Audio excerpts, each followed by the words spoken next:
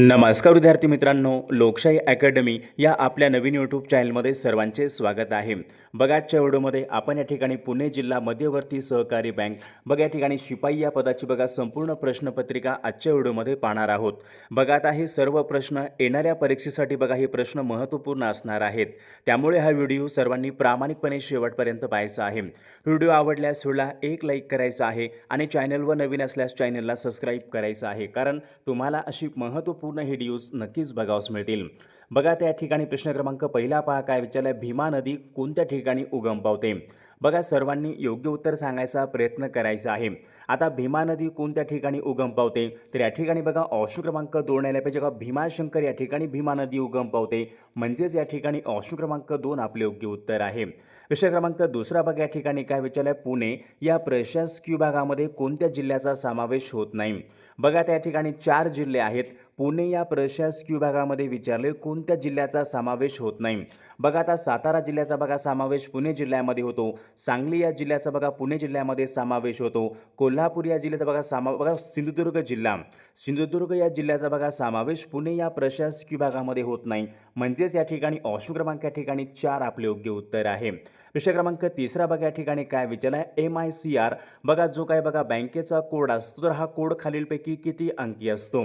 महत्त्वपूर्ण प्रश्न आहे बघा, सर्वांनी योग्य उत्तर सांगायचा प्रयत्न करायचा आहे। MICR बघा जो काही बँकेचा कोड असतो, किती अंकी कोड असतो? बघा, सर्वांच्या या ठिकाणी योग्य उत्तर केलं पाहिजे। MICR बघा जो काही कोड असतो तो 9 अंकी या ठिकाणी हा कोड असतो, म्हणजेच या ठिकाणी ऑप्शन क्रमांक 2 आपले योग्य उत्तर आहे। प्रश्न क्रमांक चौथा या ठिकाणी काय म्हणजे RD या ठिकाणी योग्य फुल फॉर्म आपल्याला सांगायचा आहे। बघा, जे काय बघा RD आहे, RDचं योग्य फुल फॉर्म आपल्याला सांगायचं आहे, तर याचं योग्य उत्तर केलं पाहिजे रिक्युरिंग डिपॉझिट, म्हणजेच या ठिकाणी ऑप्शन क्रमांक 2 आपले योग्य उत्तर आहे। प्रश्न क्रमांक 5 बघा, या ठिकाणी काय विचारलाय, FD आता बघा बँकेमध्ये बघा जी काय आपली FD असते, FDचं योग्य फुल फॉर्म आपल्याला सांगायचं आहे। आता FDचं फुल फॉर्म कोणता असेल? फिक्स्ड डिपॉझिट, म्हणजेच या ठिकाणी ऑप्शन क्रमांक या ठिकाणी 1 आपले योग्य उत्तर आहे। प्रश्न क्रमांक 6 बघा, या ठिकाणी काय विचारलंय, नाबार्ड ही बँक खालीलपैकी कोणत्या क्षेत्रासाठी कार्य करते? महत्त्वपूर्ण प्रश्न आहे, नाबार्ड ही बँक विचारली कोणत्या क्षेत्रासाठी कार्य करते? तर याचे योग्य उत्तर केलं पाहिजे कृषी आणि ग्रामीण विकास। कृषी आणि ग्रामीण विकास या क्षेत्रामध्ये बघा नाबार्ड ही बँक या ठिकाणी कार्य करत असते, म्हणजेच या ठिकाणी ऑप्शन क्रमांक 1 आपले योग्य उत्तर आहे। प्रश्न क्रमांक 7 या ठिकाणी काय तानसा हे धरण खालीलपैकी कोणत्या जिल्ह्यामधलं धरण आहे? आता महाराष्ट्र राज्यामध्ये तानसा हे धरण कोणत्या जिल्ह्यामध्ये असेल? बघा, सर्वांचे योग्य उत्तर आलं का, तानसा बघा हे धरण ठाणे या जिल्ह्यामधलं या ठिकाणी धरण आहे, म्हणजे ऑप्शन क्रमांक 2 आपले योग्य उत्तर आहे। प्रश्न क्रमांक 8 या ठिकाणी काय विचारलाय, महाराष्ट्राला सर्वाधिक सीमा कोणत्या राज्याची लागून आहे? बघा, महत्त्वपूर्ण प्रश्न आहे, महाराष्ट्राला सर्वाधिक सीमा कोणत्या राज्याची लागून आहे? तर याचे योग्य उत्तर केलं पाहिजे मध्य प्रदेश या राज्याची सर्वाधिक सीमा महाराष्ट्र राज्याला लागून आहे, ऑप्शन क्रमांक या ठिकाणी 2 आपले योग्य उत्तर आहे। प्रश्न क्रमांक 9 बघा, या ठिकाणी काय विचारलाय, जागतिक हवामान दिन आता जागतिक हवामान दिन आपल्याकडे कोणत्या दिवशी असतो? बघा, सर्वांचे योग्य उत्तर आलं का, जागतिक हवामान दिवस आपल्याकडे केव्हा असतो? 23 मार्च 23 मार्च या दिवशी आपल्याकडे जागतिक हवामान दिवस असतो, ऑप्शन क्रमांक या ठिकाणी 3 आपले योग्य उत्तर आहे। प्रश्न क्रमांक 10 या ठिकाणी काय विचारलं, प्रकाश संश्लेषण आता प्रकाश म्हणजे काय, फोटोसिंथेसिस प्रकाश संश्लेषण या क्रियेच्या वेळी विचारले कोणता वायू उत्सर्जित केला जातो? उत्सर्जित म्हणजे काय, बाहेर टाकला जातो। आता प्रकाश संश्लेषण या क्रियेच्या वेळी कोणता वायू उत्सर्जित केला जातो? बघा, प्रश्न मागील परीक्षामध्ये विचारण्यात आला होता, तर याचे योग्य उत्तर केलं पाहिजे प्रकाश संश्लेषण या क्रियेच्या वेळी ऑक्सिजन या ठिकाणी हा वायू बाहेर टाकला जातो, म्हणजेच या ठिकाणी ऑप्शन क्रमांक 3 आपले योग्य उत्तर आहे। विद्यार्थी मित्रांनो, बघा आपल्याकडे पुणे जिल्हा सहकारी मध्यवर्ती बँक बघा शिपाई या पदासाठी बघा महत्त्वपूर्ण 4000 बघा प्रश्नाचे महत्त्वपूर्ण PDF आहे। बघा, आपल्याकडे बघा जो काय बघा सिलेबस दिला होता, त्याच सिलेबसवर आधारित आपल्याकडे बघा महत्त्वपूर्ण 4000 बघा प्रश्नाचे महत्त्वपूर्ण PDF आहे, त्यामध्ये आपण सर्व IMP प्रश्न टाकलेले आहेत। बघा, ज्यांना कोणाला बघा हे PDF पाहिजे असेल तर 9922 64 81 29 या मोबाईल क्रमांकावर फक्त 199 फोन पे किंवा गुगल पे करायचे आणि व्हॉट्सअपला करायचे। बघा, तुम्हाला हे सर्व IMP PDF एका मिनिटाच्या आत व्हॉट्सअपवर पाठवले जातील। बघा, याचा फायदा नक्कीच सर्वांना होणार आहे। प्रश्न क्रमांक 11 या ठिकाणी काय विचारला, इराण या देशाची राजधानी कोणती आहे? आता इराण या देशाची राजधानी कोणती असेल? तेहरान इराणची राजधानी कोणती आहे? इराणची राजधानी तेहरान आहे. म्हणजेच या ठिकाणी ऑप्शन क्रमांक 2 आपले योग्य उत्तर आहे. प्रश्न क्रमांक 12 या ठिकाणी काय विचारलं? दाल हे सरोवर कोणत्या राज्यामध्ये आहे? आता दाल हे सरोवर कोणत्या राज्यामध्ये असेल? बघा सर्वांचे योग्य उत्तर दाल आणि उलर. दाल आणि उलर ही सरोवरे पहा जम्मू काश्मीर या राज्यामधल्या या ठिकाणी सरोवर आहे. म्हणजे असे योग्य उत्तर काय काय पाहिजे? दाल हे सरोवर जम्मू काश्मीर या राज्यामध्ये या ठिकाणी महत्त्वपूर्ण ते सरोवर आहे. विषय क्रमांक 13 या ठिकाणी काय मिठाचं रासायनिक नाव खालीलपैकी कोणतं आहे? बघा आता मिठाचं रासायनिक नाव कोणतं असेल? सर्वांनी योग्य उत्तर सांगायचा प्रयत्न करायचा आहे. मिठाचं रासायनिक नाव कोणतं आहे? NaCl म्हणजे काय? Sodium chloride. सोडियम क्लोराईड बघा या ठिकाणी मिठाचे रासायनिक नाव आहे. ऑप्शन क्रमांक 2 आपले योग्य उत्तर आहे. विषय क्रमांक पुढचा बघा वनस्पती आपले श्वसन खालीलपैकी कशाद्वारे करतात? वनस्पती आपले श्वसन कशाद्वारे करतात? तर याचे योग्य उत्तर काय पाहिजे? वनस्पती आपले श्वसन हे पानाद्वारे करतात. पहा ऑप्शन क्रमांक या ठिकाणी 4 आपले योग्य उत्तर आहे. विषय क्रमांक पुढचा गेट वे ऑफ इंडिया हे भारताचं प्रवेशद्वार कोणत्या वर्षी बांधण्यात आलेलं आहे? महत्त्वपूर्ण प्रश्न आहे. आता गेट वे ऑफ इंडिया हे कोठं आहे? मुंबई या ठिकाणी आहे.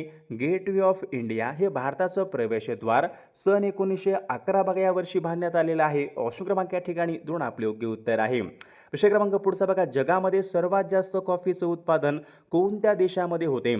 जगामध्ये विचारले सर्वात जास्त कॉफीचं उत्पादन हे ब्राझील या देशामध्ये होत असते.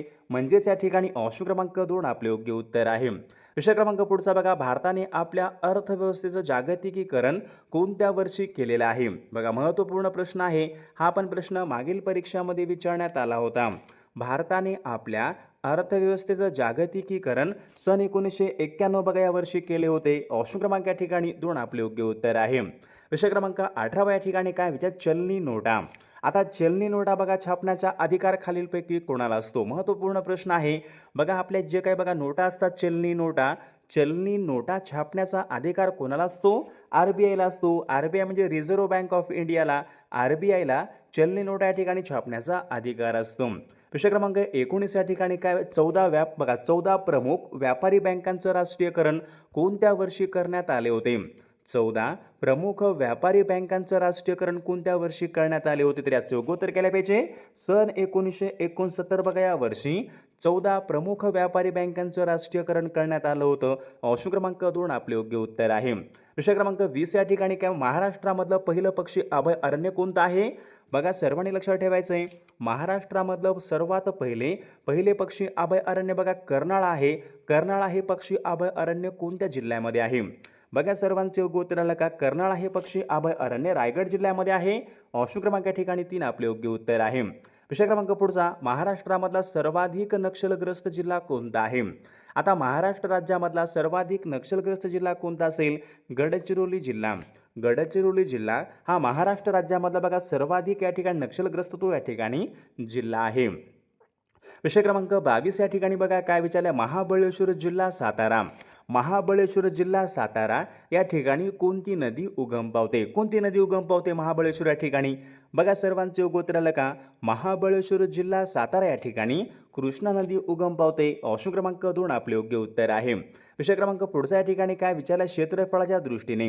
आता क्षेत्रफळाने महाराष्ट्र राज्यामधला सर्वात लहान जिल्हा कोणता असेल? बघा सर्वांना माहीत पाहिजे.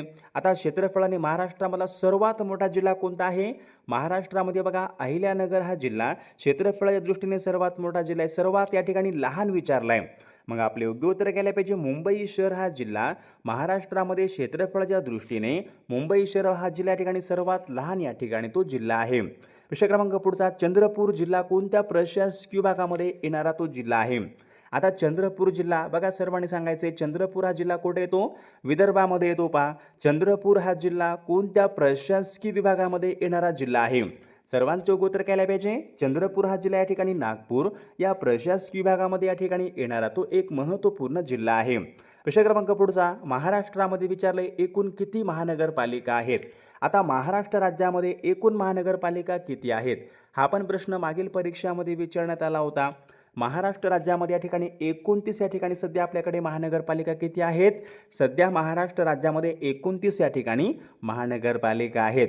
विषय क्रमांक 26 या ठिकाणी काय? पश्चिम महाराष्ट्र. आता पश्चिम महाराष्ट्र या प्रादेशिक विभागामध्ये जिल्ह्यांची एकूण संख्या किती आहे? बघा आता महत्त्वपूर्ण प्रश्न आहे. विदर्भामध्ये बघा जिल्ह्यांची संख्या किती आहे? विदर्भामध्ये बघा जिल्ह्यांची संख्या एकूण 8 आहे. मराठवाडा या प्रशासकीय विभागामध्ये बघा जिल्ह्यांची एकूण संख्या 8 आहे. इथं पश्चिम महाराष्ट्र विचारले. पश्चिम महाराष्ट्र या प्रादेशिक विभागामध्ये बघा जिल्ह्यांची एकूण संख्या 7 आहे. विषय क्रमांक पुढचा बघा 15 ऑगस्ट सन 1982 या दिवशी कोणत्या जिल्ह्याची निर्मिती झालेली आहे? 15 ऑगस्ट सन 1982 या दिवशी कोणत्या जिल्ह्याची निर्मिती झालेली आहे? बघा सर्वांचे उत्तर आलं का? 15 ऑगस्ट सन 1982 बघा या दिवशी लातूर या जिल्ह्याची बघा निर्मिती झाली होती. ऑप्शन क्रमांक 2 आपले योग्य उत्तर आहे. विषय क्रमांक पुढचा महादेव डोंगर रांगा. आता महादेव डोंगर रांगा यांचा विस्तार विचारलाय. खालीलपैकी कोणत्या जिल्ह्यामध्ये प्रामुख्याने आढळतो? महादेव डोंगर रांगा कोणत्या जिल्ह्यामधल्या डोंगर रांगा असतील? बघा सर्वांचे योग्य उत्तर आलं का? महादेव डोंगर रांगा यांचा विस्तार प्रामुख्याने सातारा आणि सांगली जिल्ह्यामधल्या या ठिकाणी डोंगर रांगा आहेत. विषय क्रमांक 29 या ठिकाणी काय विचार? गाळणा डोंगर. आता गाळणा डोंगर महाराष्ट्र राज्यामध्ये कोणत्या जिल्ह्यामधले डोंगर असतील? गाळणा डोंगर. गाळणा डोंगर कुठं आहेत? धुळे जिल्ह्यामधले या ठिकाणी डोंगर आहेत. विषय क्रमांक 30 या ठिकाणी काय विचारला आहे? खालीलपैकी कोणती नदी नंदुरबार जिल्ह्याच्या उत्तर सीमेवरून फक्त 54 किलोमीटर वाहते? आता नंदुरबार जिल्ह्याच्या उत्तर सीमेवरून फक्त 54 किलोमीटर वाहणारी नदी कोणती असेल? नर्मदा नदी. नर्मदा नदी नंदुरबार जिल्ह्याच्या उत्तर सीमेवरून फक्त 54 किलोमीटर वाहते. नर्मदा नदी. ऑप्शन क्रमांक 3 आपले योग्य उत्तर आहे. विषय क्रमांक पुढचा या ठिकाणी काय विचारलं? कृष्णा आणि वारणा. आता कृष्णा आणि वारणा या दोन नद्यांचा संगम कोणत्या ठिकाणी होतो? बघा सर्वांचे योग्य उत्तर आलं का? कृष्णा आणि वारणा या दोन नद्यांचा संगम हरिपूर या ठिकाणी होतो पहा. ऑप्शन क्रमांक 2 आपले योग्य उत्तर आहे. विषय क्रमांक पुढचा बघा राधानगरी. बघा आता सर्वांनी सांगायचं आहे राधानगरी हे धरण खालीलपैकी कोणत्या नावाने ओळखले जाते? राधानगरी हे धरण कोणत्या नावाने ओळखले जाते? तर विद्यार्थी मित्रांनो या प्रश्नाचं उत्तर सर्वांनी कॉमेंट करून सांगायचं आहे. सर्वांनी आपल्या व्हिडिओला एक लाईक करायचं आहे. सर्वांनी सबस्क्राईब करायचं आहे कारण तुम्हाला अशी महत्त्वपूर्ण व्हिडिओज नक्कीच बघावयास मिळतील. आणि विद्यार्थी मित्रांनो बघा आपल्याकडे पुणे जिल्हा बघा सहकारी मध्यवर्ती बँक बघा शिपाई या पदासाठी बघा महत्त्वपूर्ण 4000 बघा प्रश्नाची महत्त्वपूर्ण PDF आहे. बघा आपल्याकडे बघा जो काही सिलेबस दिला होता त्याच सिलेबसच्या आधारावर बघा महत्त्वपूर्ण प्रश्नांचं PDF आहे. बघा त्यामध्ये आपण सर्व महत्त्वाचे IMP प्रश्न टाकलेले आहेत. बघा ज्यांना कोणाला PDF पाहिजे असेल तर 99 22 64 81 29 या मोबाईल क्रमांकावर फक्त 199 फोनपे किंवा गुगल पे करायचं आहे आणि व्हॉट्सअपला आहे करायचं आहे. तुम्हाला सर्व PDF एका मिनिटाच्या आत व्हॉट्सअपवर पाठवले जातील. बघायचा फायदा नक्कीच सर्वांना होणार आहे.